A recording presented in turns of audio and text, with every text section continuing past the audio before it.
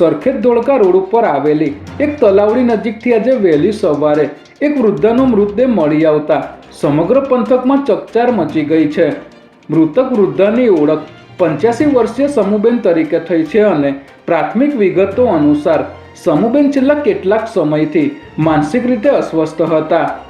આજે વહેલી સવારે 4 વાગ્યાની આસપાસ તેઓ પરિવારમાં કોઈને પણ જાણ કર્યા વગર ઘરેથી નીકળી ગયા હતા। ત્યારે તલાવડી પાસેથી સમુબેનનો મૃતદેહ મળી આવતા સરખેજ પોલીસનો કાફલો તાત્કાલિક ઘટના સ્થળે પહોંચી ગયો હતો।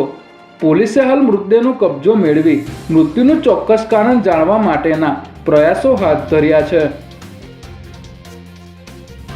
સ્ટેટ મોનિટરિંગ સેલની ટીમે છારોડીના માનસી ઇન્ડસ્ટ્રીઝના ખુલ્લા પ્લોટમાં રેડ કરીને વિદેશી દારૂનું કટિંગ ઝડપી પાડ્યું છે।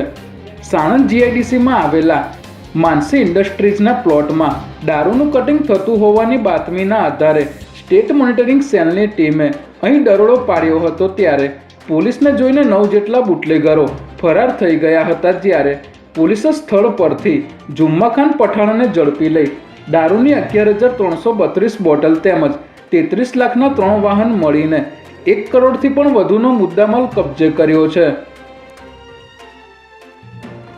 અમદાવાદના બહુચર્ચિત 7 ડે સ્કૂલ હત્યા કેસમાં કાયદાના સંઘર્ષમાં આવેલા સગીરની જામીન અરજી અમદાવાદ સિટી સેશન્સ કોર્ટ ખાતે આવેલ ચિલ્ડ્રન કોર્ટે ફગાવી નાખ્યા બાદ આ અરજી ગુજરાત હાઈકોર્ટમાં દાખલ થઈ હતી। ત્યારે હાઈકોર્ટે આ અરજીને મંજૂર રાખતા કાયદાના સંઘર્ષમાં આવેલા કિશોરને જામીન આપ્યા છે।